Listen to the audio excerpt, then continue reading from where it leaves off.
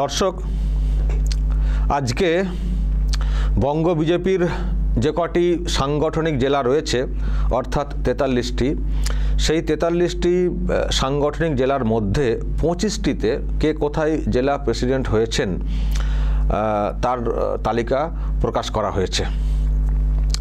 আমি দর্শক সেই তালিকা আপনাদের সামনে পড়ে শোনাবো কে কোথায় জেলা প্রেসিডেন্ট হয়েছেন। এই হচ্ছে তালিকা। দর্শক দেখুন, আজকের যে তারিখ 14ই মার্চ, এখানে দেখতে পাচ্ছেন দীপক বর্মন এমএলএ এবং স্টেট রিটার্নিং অফিসার এই তালিকা প্রকাশ করেছেন। দেখুন, কোচবিহার অভিজিৎ বর্মন, জলপাইগুড়ি শ্যামল রয়, শিলিগুড়ি অরুণ মণ্ডল, দক্ষিণ দিনাজপুর স্বরূপ চৌধুরী, মালদা উত্তর প্রতাপ সিং, মালদা দক্ষিণ অজয় গাঙ্গুলি, জঙ্গিপুর সুবল চন্দ্র ঘোষ, মুর্শিদাবাদ সৌমেন মণ্ডল, উত্তর নদিয়া অর্জুন কুমার বিশ্বাস, বারাসাত রাজীব পোদ্দার, বসিরহাট সুকল্যাণ বৈদ্য, কলকাতা নর্থ সাবারবান চণ্ডীচরণ রয়, উত্তর কলকাতা তমাগ্ন ঘোষ, দক্ষিণ কলকাতা অনুপম ভট্টাচার্য, জয়নগর উৎপল নস্কর, হাওড়া টাউন গৌরাঙ্গ ভট্টাচার্য, শ্রীরামপুর সুমন ঘোষ, হুগলি গৌতম চ্যাটার্জি, আরামবাগ সুশান্ত বেড়া, তমলুক মলয় সিংহ, কাঁথি সোমনাথ রয়, বাঁকুড়া প্রসেনজিৎ চ্যাটার্জি, পুরুলিয়া শঙ্কর মাহাতো, আসানসোল দেবতনু ভট্টাচার্য, বর্ধমান অভিজিৎ তা। এই হচ্ছে দর্শক লিস্ট 25টা সাংগঠনিক জেলার।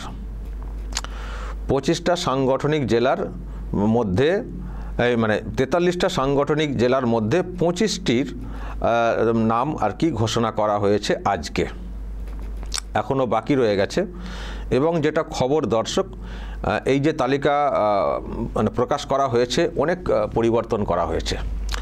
25টির মধ্যে মনে হয় 16-17 পরিবর্তন, 16-17টা নাম পরিবর্তন, যেটা আমি তো খুব বেশি বলতে পারবো না, মানে আমি যেহেতু সবাইকে চিনি না কারা কারা চেঞ্জ হলেন, কিন্তু আমি এটুকু খবর পেলাম যে অনেকের নাম মানে পরিবর্তন করা হয়েছে এখানে, মানে লোক চেঞ্জ করা হয়েছে।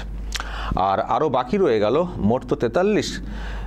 বিজেপির সাংগঠনিক জেলা বলতে ওই লোকসভা কেন্দ্র ধরে ধরে একটা করে সাংগঠনিক জেলা, যেমন আমাদের আরামবাগ একটা সাংগঠনিক জেলা, একটা লোকসভা কেন্দ্র, শ্রীরামপুর একটা সাংগঠনিক জেলা, শ্রীরামপুর একটা লোকসভা কেন্দ্র, এইরকম আর কি। আর তাহলে বলবেন যে তাহলে তো 42টা হওয়ার কথা। 42টা তো এমনি আছে, কিন্তু দার্জিলিং পাহাড় একটা, ওখানে একটা ভাঙা আছে।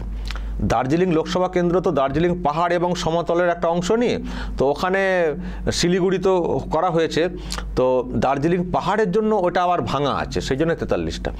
তো এই হচ্ছে 43টা সাংগঠনিক জেলা বিজেপির, বঙ্গ বিজেপির। তার মধ্যে 25টা জেলার জেলা প্রেসিডেন্ট ঠিক করা হয়েছে এবং সেই তালিকা আজকে প্রকাশ্যে আনা হয়েছে। প্রিয় দর্শক, আমি শফিকুল ইসলাম এবং আপনারা দেখছেন আরামবাগ টিভি।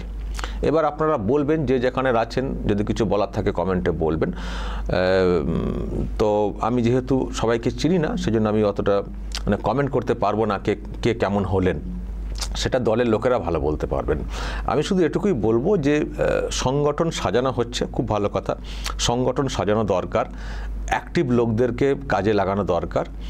আর জেলা প্রেসিডেন্ট এবং একেবারে বুথ স্তর পর্যন্ত পুরো নেটওয়ার্ক, মানে স্টেপ বাই স্টেপ সবটা করা দরকার, কারণ বুথ শক্ত করতে হবে। দেখুন, মানুষের আবেগ আছে, এখন তো সনাতনী একটা বিরাট আবেগ তৈরি হয়েছে, মানুষ কিন্তু বুথমুখী হবেন, কিন্তু বুথে যাতে করে মানুষ ভোটটা দিতে পারেন, সেখানে যদি শাসক তার কায়দা কানুন করে, চাপ তৈরি করে, সন্ত্রাস করে, সেখানে কিন্তু সাধারণ মানুষ যারা ভাবলেন যে আমরা বিজেপিকে ভোটটা দেব, তারা অনেকে ভয়ে দিতে পারবেন না, বা দেখা যাবে যাওয়ার আগেই ভোট হয়ে গেছে। তো এটাকে রুখবে কারা? এটাকে তারাই রুখতে পারবেন যারা বুথে থাকবেন, মানে বিরোধী দলের যারা বুথে থাকবেন। ফলে বুথ কমিটি খুব ইম্পর্টেন্ট। বুথ যার ভোট তার, মানে এইরকম টাইপের ব্যাপারটা হয়ে যায়। তো এখানে শাসক তো বুথ দখল বুথ জ্যাম তো করে থাকে, সুতরাং এদের সঙ্গে লড়তে গেলে বুথে কিন্তু শক্ত হতে হবে, আর এমন এমন লোককে দিতে হবে তারা যেন কখনো পারচেস না হয়ে যান, মানে বিক্রি না হয়ে যান, বা মানে ভীত সন্ত্রস্ত হয়ে তারা না ওখান থেকে কেটে পড়েন আসল সময়। এটা দেখতে হবে। শুধু কাছের লোক, আমার প্রিয় লোক এইসব বললে হবে না, অ্যাক্টিভ লোক প্রয়োজন রয়েছে, যে আমার উনি কাছের, সুতরাং ওনাকেই পদ দিয়ে দিলাম, পদ দিয়ে কিছু হবে না, ক্ষমতায় না এলে আর কী লাভ হবে। ওই এরকম লোক আমি আগেও বলেছি, কিছু লোক আছেন তারা একটু ওই ভোটের সময় কিছু কামিয়ে নেওয়ার চেষ্টা করেন, এটা তো ঠিক না, দলের জন্য তো ক্ষতি, দলের জন্য তো ক্ষতি। আমি একথা অনেকবার বলেছি, আজও বলবো, আগামী দিনেও বলবো, এটা সতর্ক থাকার জন্য বা রাখার জন্য বলবো। আমরা যেহেতু পরিবর্তন চাইছি, সেজন্য আমরা চাই যে বিজেপি ঠিকঠাক কোমর বেঁধে নামুক। মানুষ কিন্তু তৈরি হচ্ছেন, কিন্তু ভোটটাকে ভোট বাক্সে প্রতিফলন ঘটাতে হবে, এবং কাউন্টিংয়ের টেবিল পর্যন্ত বা রেজাল্ট আউট পর্যন্ত শক্তভাবে থাকতে হবে। তার জন্যে ঠিকঠাক লোককে ঠিকঠাক জায়গাতে বসাতে হবে, নাহলে কিন্তু খুব মুশকিল। কারণ এই সুযোগে যখন ভোট আসে না, তখন বিজেপির একটা অংশের লোকজন নেতা স্তরে তারা দুদিক দিয়ে কিছু কামানোর চেষ্টা করেন। দুদিক দিয়ে কীরকম? একটা পার্টি ফান্ড, পার্টি তো দেয়, প্রচারের জন্য টাকা পয়সা দেয়, সেগুলো মানে প্রচারে কাজে না লাগিয়ে সেখানে কেটে রেখে পকেট মোটা করা, এটা একটা মানে নিজস্ব পার্টি থেকে। আর একটা হচ্ছে উল্টো দিক থেকে। উল্টো দিকে দলগুলো কি করে, দলগুলো না, দল বলতে একটাই, তারা কি করে, তারা ঠিক কী পার্সেন্ট যারা মানে যারা ধরুন প্রভাব খাটাতে পারবেন বা খুব অ্যাক্টিভ বিজেপির নেতা, তাদেরকে তারা পারচেস করার চেষ্টা করে, তাদের সঙ্গে সেটিং করে ফেলে যে তোমাকে এত কিছু করতে হবে, তুমি চুপচাপ বসে যাও, বিজেপি জানবে তুমি দলের হয়ে কাজ করছো, কিন্তু তুমি কি করবে না, তার জন্যে তোমার কত লাগবে বলো, বা তোমাকে আমি এইটা দিচ্ছি। তো কি হয় তখন, বিজেপির এই অংশের লোকেরা কি করেন, যে দলের তরফ থেকে তো পেয়ে গেছি বা পাচ্ছি, তো ওদিক থেকে কিছু পেয়ে যায়, দুদিক দিয়ে পকেট মোটা করার চেষ্টা। এই সব লোকগুলোকে আইডেন্টিফাই করে বাদ দিতে হবে, নাহলে মুশকিল, সব শেষ মুহূর্তে বিশ্বাসঘাতকতা তারা মানে করে ফেলবেন। ওই মানুষ স্বতঃস্ফূর্ত হবে, যেটুকু যা দিতে পারবেন হবে, বাকি দলের কর্মীদের যে একটা কাজের যে একটা রেজাল্ট আসবে, সেটা কিন্তু হবে না। তারা বসে যাবেন, তা কাজই করবেন না, তো রেজাল্ট কী করে আসবে। এই লোকগুলোকে আইডেন্টিফাই করতে হবে যে দুদিক দিয়ে ওরা খরচা করে দুদিক দিয়ে, নিজেদের প্রচার, আবার ওই পারচেস করার জন্য লোক কেনার জন্য টাকা খরচা, দুদিক দিয়ে, বুঝতে পারছেন? মানে অন্য পক্ষের লোকেরা দুদিক দিয়ে খরচা করে, একটা যে নিজেদের প্রার্থীর প্রচার এইসবের জন্য, আর উল্টো পক্ষের লোককে কেনার জন্য। আর বিজেপির লোকেরা দুদিক দিয়ে ইনকাম করেন, মানে ওরা দুদিক দিয়ে খরচা করে আর এরা দুদিক দিয়ে ইনকাম করেন, যে দলের তরফ থেকে টাকা না প্রচারে মানে বেশি খরচা করবো না, পকেটে ভরে নেবো খানিকটা, আর ওদিক থেকে খিঁচে নেবো, কাজ করবো না, বসে যাবো, পদ তো আমার।